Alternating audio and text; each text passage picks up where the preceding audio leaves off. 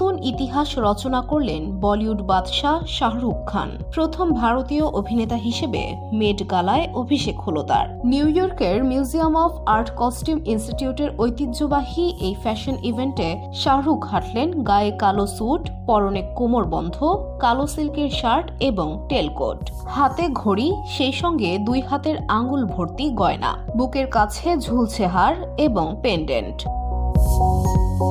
তবে নজর কাড়ল বুকের কে লেখা পেন্ডেন্ট। এই পোশাকের ডিজাইন তৈরি করেছেন সব্যসাচী মুখোপাধ্যায়। আর সেই পোশাক পরেই নিউ ইয়র্কে মেট গালার মতো বিশ্বমানের ফ্যাশন ইভেন্টে রং ছড়ালেন জওয়ান। সব্যসাচীর সঙ্গে জুটি বেঁধে মেট গালায় তাক লাগালেন শাহরুখ খান। ঐতিহ্যবাহী এই ফ্যাশন ইভেন্টে বিশ্বের নামী ফ্যাশন ব্র্যান্ড, ডিজাইনার ও মডেলদের দেখা যায় এখানে। বসুন্ধরা, উত্তরা, বনশ্রী, কুড়িল ও বাড্ডা সহ রাজধানীর বিভিন্ন স্থানে অভিজাত ও অত্যাধুনিক মানের ফ্ল্যাট কেনার এক নির্ভরযোগ্য প্রতিষ্ঠান প্লেজেন্ট প্রপার্টিজ লিমিটেড। তাই আপনার স্বপ্নের আবাসনের জন্য আজই যোগাযোগ করুন।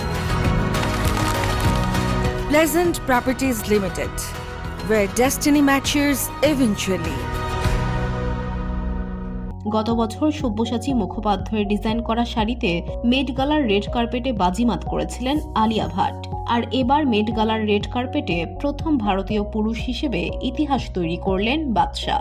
এবার এই ফ্যাশন ইভেন্টে শাহরুখ থাকবেন বলে জানার পরে উত্তেজনা ছিল তুঙ্গে। মেট গালার শোতে অংশ নেওয়ার জন্য রোববারই তিনি সেখানে পৌঁছে গিয়েছিলেন। মেট গালার রেড কার্পেটে তার হাতে ছিল বাঘের মুখ আঁকা ড্যান্ডি ক্যান, যেটা সোনা দিয়ে মোড়া বলে সোশ্যাল মিডিয়ায় জানিয়েছেন সব্যসাচী। তার তৈরি কালো পোশাককে শাহরুখ বিশ্ব দরবারে পৌঁছে দিয়েছেন শাহরুখ বলেও জানান তিনি। তার গলায় কে লেখা যে পেন্ডেন্ট ঝুলছিল তার রাজার প্রতীক বলেও জানা গেছে।